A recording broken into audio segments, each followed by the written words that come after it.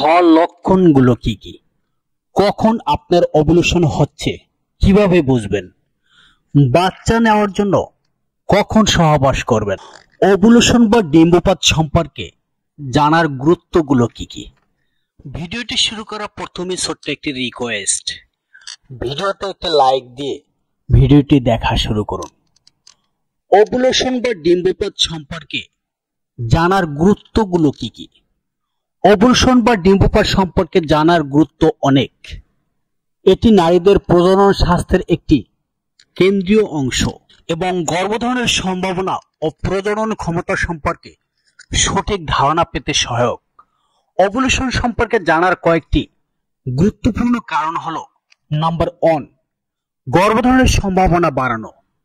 যারা গর্ভধারণ করতে চান তাদের জন্য ওভুলেশনের সময়ের মধ্যে শারীরিক সম্পর্ক করা সবচেয়ে কার্যকর। ওভুলেশনের সময় ডিম্বাণু মুক্ত হয় এবং স্পার্মের সাথে মিলিত হয়ে গর্ভধারণের সম্ভাবনা থাকে। সঠিক সময়ে সম্পর্কে লিপ্ত হলে গর্ভধারণের সম্ভাবনা বেড়ে যায়। নাম্বার 2, জন্ম নিয়ন্ত্রণে সহায়ক। যারা গর্ভপাত এড়াতে চান তারা ওভুলেশন সম্পর্কে জেনে সেই সময় অতিরিক্ত সতর্ক থাকতে পারেন এবং জন্ম নিয়ন্ত্রণ পদ্ধতি গ্রহণ করতে পারেন। নাম্বার 3, মাসিক চক্র এবং স্বাস্থ্য পর্যবেক্ষণ। ওভুলেশন নিয়মিত হলে মাসিক চক্র সাধারণত নিয়মিত হয়। অনিয়মিত ওভুলেশন মাসিক চক্রের সমস্যা বা প্রজনন ক্ষমতার সমস্যার ইঙ্গিত দিতে পারে। এটি হরমোনজনিত সমস্যা, পলিসিস্টিক ওভারিয়ান সিনড্রোম, পিসিওএস অথবা অন্যান্য স্বাস্থ্য সমস্যার লক্ষণ হতে পারে। নাম্বার 4, সঠিক চিকিৎসা ও পরামর্শ। ওভুলেশন প্রক্রিয়ার সঠিকতা জানা প্রয়োজনীয় চিকিৎসার জন্য সহায়ক হতে পারে। যেমন যদি কোনো সমস্যা থাকে তাহলে ডাক্তারের পরামর্শে ওভুলেশন নিয়ন্ত্রণের ব্যবস্থা নেওয়া যায়। নাম্বার 5, প্রজনন ক্ষমতার মূল্যায়ন। যারা দীর্ঘ সময় ধরে গর্ভধারণের চেষ্টা করছেন কিন্তু সফল হচ্ছেন না তাদের জন্য ওভুলেশন প্রক্রিয়া সঠিকভাবে হচ্ছে কিনা তা মূল্যায়ন করা গুরুত্বপূর্ণ। এটি কোনো সমস্যা হলে তা নির্ণয় ও সমাধানের পথে যেতে সহায়তা করবে। ওভুলেশন সম্পর্কে সচেতনতা একজন নারীর প্রজনন স্বাস্থ্য সম্পর্কে গভীর ধারণা দিতে পারে এবং তার শারীরিক ও মানসিক স্বাস্থ্যের উন্নতিতে সহায়ক হতে পারে। মহিলাদের ডিম্বপাত হওয়ার লক্ষণগুলো কি কি? মহিলাদের ডিম্বপাত বা ওভুলেশন হওয়ার সময় কিছু নির্দিষ্ট লক্ষণ দেখা দেয় যা একজন নারীকে তার ওভুলেশনের সময় সম্পর্কে ধারণা দিতে পারে। এই লক্ষণগুলো সম্পর্কে বিস্তারিত জানাচ্ছি। নাম্বার 1, সার্ভিক্যাল মিউকাসের পরিবর্তন। ওভুলেশনের সময় সার্ভিক্যাল মিউকাস জরায়ুর মুখের স্লেমা পাতলা স্বচ্ছ ডিমের সাদা অংশের মতো হয়ে যায়। এটি শুক্রাণুকে জরায়ুতে প্রবেশ করতে সহায়তা করে যা গর্ভধারণের সম্ভাবনা বাড়ায়। এই পরিবর্তনটি ওভুলেশনের সময়ের খুব কাছাকাছি ঘটে। Number 2, basal body temperature BBT বৃদ্ধি। ওভুলেশন হওয়ার পরপরই শরীরের বেসাল তাপমাত্রা সামান্য বৃদ্ধি পায়। এটি নিয়মিত মাপলে, বিশেষ করে সকালে ঘুম থেকে ওঠার সাথে সাথে এই পরিবর্তনটি লক্ষ্য করা যায়। ওভুলেশন পর প্রোজেস্টেরন হরমোনের কারণে তাপমাত্রা বৃদ্ধি পায় এবং এটি কয়েকদিন স্থায়ী হতে পারে। নাম্বার 3, মধ্যচক্রের ব্যথা মিটেল মার্স। অনেক নারী ওভুলেশনের সময় তলপেটে সামান্য ব্যথা বা চাপ অনুভব করতে পারেন। এই ব্যথাকে মিটেল মেটস বলা হয়। এটি সাধারণত এক পাশে অনুভূত হয় এবং কয়েক মিনিট থেকে কয়েক ঘন্টা স্থায়ী হতে পারে। নাম্বার 4, লিবিডো বা যৌন আকাঙ্ক্ষা বৃদ্ধি। ওভুলেশনের সময় হরমোনের পরিবর্তনের কারণে অনেক নারীর যৌন আকাঙ্ক্ষা বৃদ্ধি পেতে পারে। এটি একটি প্রাকৃতিক প্রক্রিয়া যা গর্ভধারণের সম্ভাবনা বাড়াতে সহায়ক। নাম্বার 5, স্তনের সংবেদনশীলতা। কিছু নারী ওভুলেশনের সময় স্তনের সংবেদনশীলতা বা ব্যথা অনুভব করতে পারেন। এটি হরমোনের পরিবর্তনের কারণে ঘটে এবং ওভুলেশনের লক্ষণ হিসাবে দেখা দিতে পারে। নাম্বার 6, জরায়ুর অবস্থানের পরিবর্তন। ওভুলেশনের সময় জরায়ুর অবস্থান এবং গঠন পরিবর্তন হতে পারে। এটি উচ্চ, নরম ও খোলা হয়ে যায়। তবে এই পরিবর্তনটি নিজে থেকে পরীক্ষা করা কিছুটা কঠিন হতে পারে, তাই অনেক নারী এই লক্ষণটি সম্পর্কে অবগত থাকেন না। নাম্বার 7, মৃদু রক্তপাত বা স্পটিং। কিছু নারীর ওভুলেশনের সময় হালকা রক্তপাত বা স্পটিং অনুভব করতে পারেন। এটি খুবই সামান্য এবং সাধারণ কয়েক ঘন্টা বা একদিন স্থায়ী হয়।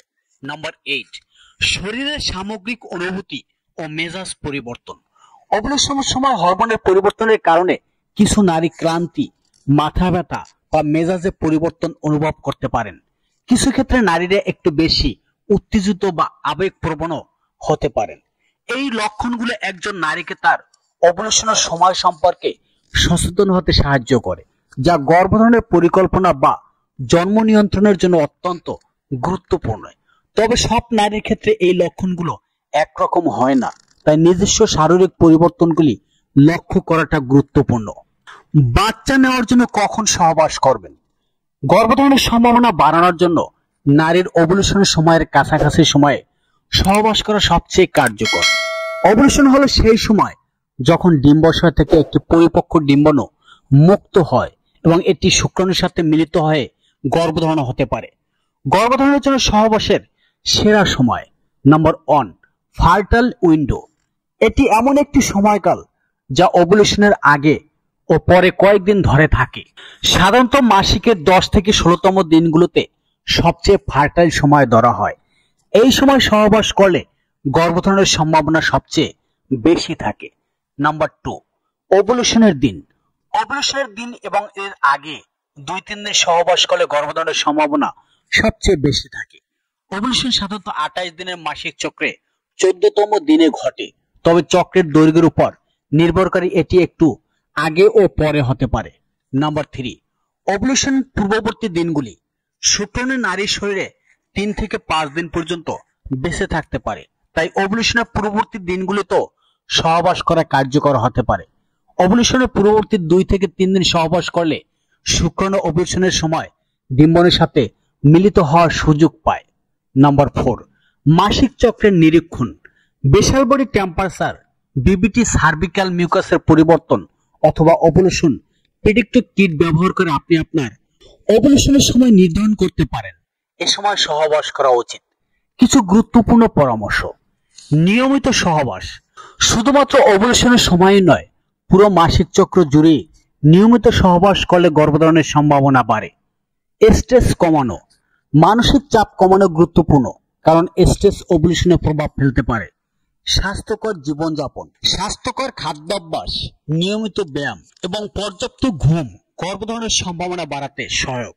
যদি আপনি নির্দিষ্ট সময়ে ওভুলেশন সম্পর্কে নিশ্চিন্ত না হন, তবে মাসিক চক্রের মধ্যবর্তী সময়ে মাসিক চক্রের 12 থেকে 16তম দিন সহবাস করতে পারেন, কারণ এই সময়ে গর্ভধারণের সম্ভাবনা সবচেয়ে বেশি থাকে।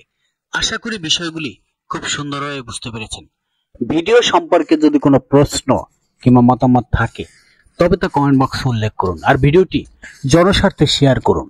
আর যারা আমাদের চ্যানেলটি এখনো সাবস্ক্রাইব করেননি তারা দ্রুত আমাদের চ্যানেলটি সাবস্ক্রাইব করে নিন এবং পাশে থাকা বেল আইকনটি প্রেস করুন, যাতে আমাদের চ্যানেল থেকে ভিডিও আপলোড করার সাথে সাথে আপনারা দ্রুত পেতে পারেন। এতক্ষণ সাথে থাকার জন্য ধন্যবাদ।